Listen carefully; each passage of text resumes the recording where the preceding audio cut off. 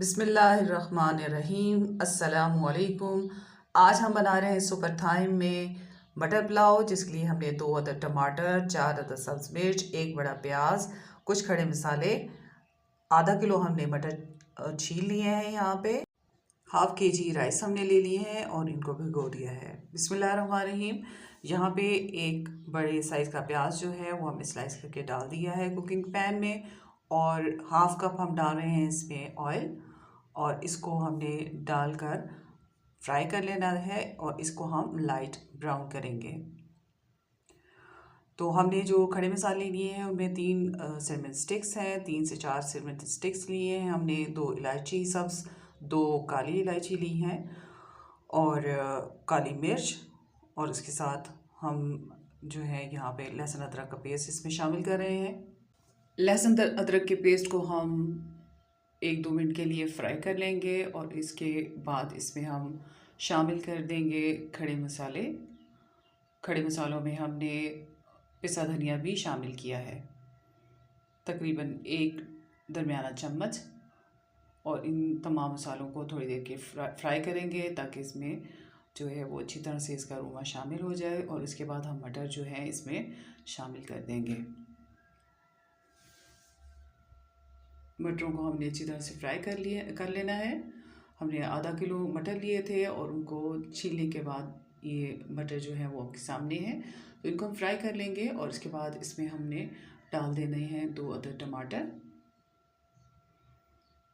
तो टमाटर हमने बाद में इसलिए डाले हैं ताकि ये जो है वो टमाटर जो मटर है वो पहले फ्राई किए जाए, तो उनका बहुत अच्छा टेस्ट जो है पुलाव में शामिल हो जाता है। तो यहाँ पे हमने नमक भी इसमें ऐड कर देना है। आप अपने ज़ायके के मुताबिक नमक शामिल कर सकते हैं। हमने यहाँ पे 1 टेबलस्पून नमक डाला है। इसको आप थोड़ा थोड़ा सा पानी डाल के फ्राई करते रहें और टमाटरों को अच्छी तरह से इसमें ब्लेंड कर लें। अगर आप हमारे चैनल पे नए हैं तो हमारे चैनल को सब्सक्राइब करें, वीडियो पसंद आती है तो उसे लाइक करें, हमारी हौसला अफजाई करें, घंटी के बटन को प्रेस करें ताकि हमारी हर नई आने वाली वीडियो आपको मिलती रहे। तो यहाँ पे हम टमाटरों को आहिस्ता आहिस्ता इसमें अच्छी तरह से गला लेंगे और इसको फ्राई कर लेंगे। तो जब मटर गल जाएंगे तो हम इसमें पानी शामिल कर देंगे, और उसके बाद जो है उसका प्रोसीजर आपको वीडियो को देखने के बाद मिलेगा। वीडियो आप मुकम्मल देखा करें ताकि आपका कोई स्टेप जो है वो मिस ना हो जाए।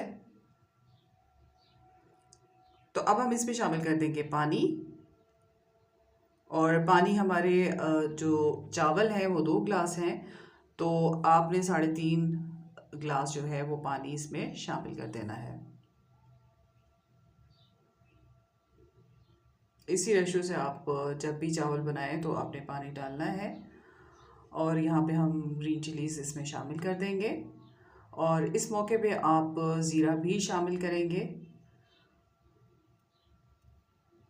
तकरीबन 1 दरमियाना चम्मच जो है वो इसमें शामिल कर देंगे। इस टाइम पे जब आप ज़ीरा शामिल करते हैं तो बहुत अच्छी इसकी महक जो है वो पुलाव में आ जाती है। तो यहाँ पे हमने बॉयल होने का इंतज़ार किया है। जब ये बॉयल इसमें आ जाएगा तो हम इसमें डाल देंगे राइस जो हमने भिगो के पहले से रखे हुए थे।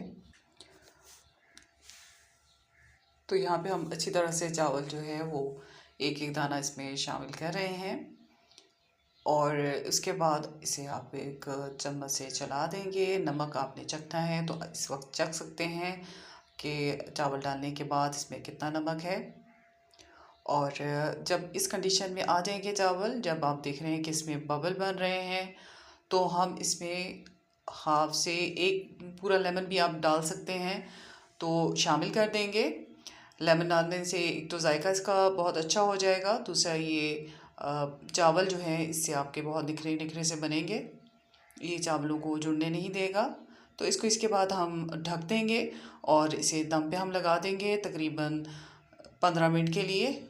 और उसके बाद आप देखें कि चावल जो हैं वो बन के तैयार हैं, और आप देख रहे हैं कि ये किस कदर खूबसूरत जो हैं वो तरीके से बने हैं। तो थोड़ी सी मेहनत और थोड़ी सी लगन से आप बहुत अच्छा जो है वो राइस जो है वो इस तरह से बना सकते हैं और सबसे तारीफ़ पा सकते हैं। तो उम्मीद करती हूँ कि आपको ये रेसिपी पसंद आई होगी। आप ज़रूर इस रेसिपी को फॉलो करें और तमाम स्टेप्स को मद्देनज़र रखते हुए आप ये राइस बनाएं, तो इंशाल्लाह ज़रूर आपके राइस इसी तरह से बनेंगे। तो ये बहुत लाजवाब किस्म का इसका टेस्ट होता है, आप ज़रूर इसको ट्राई करें। तो हम अब इसे आपको डिश आउट करके दिखाते हैं। आप ये देखें, बिल्कुल इसमें एक एक चावल जो है वो सलामत है और यही खूबसूरती है चावलों की, यही पुलाव की खूबसूरती है। और इसका टेस्ट भी जो है वो आपका बहुत अच्छा होना चाहिए, तो वो तमाम चीज़ें इसमें मौजूद हैं। तो अभी आपको डिश आउट करके दिखाते हैं। तो ये आप देखें कि ये बन के तैयार है। तो उम्मीद करती हूँ कि आपको ये रेसिपी पसंद आई होगी। आप ज़रूर इस रेसिपी को फॉलो करें और हमें अपनी दुआओं में याद रखें। अपना बहुत सा ख्याल रखें। अल्लाह हाफिज़।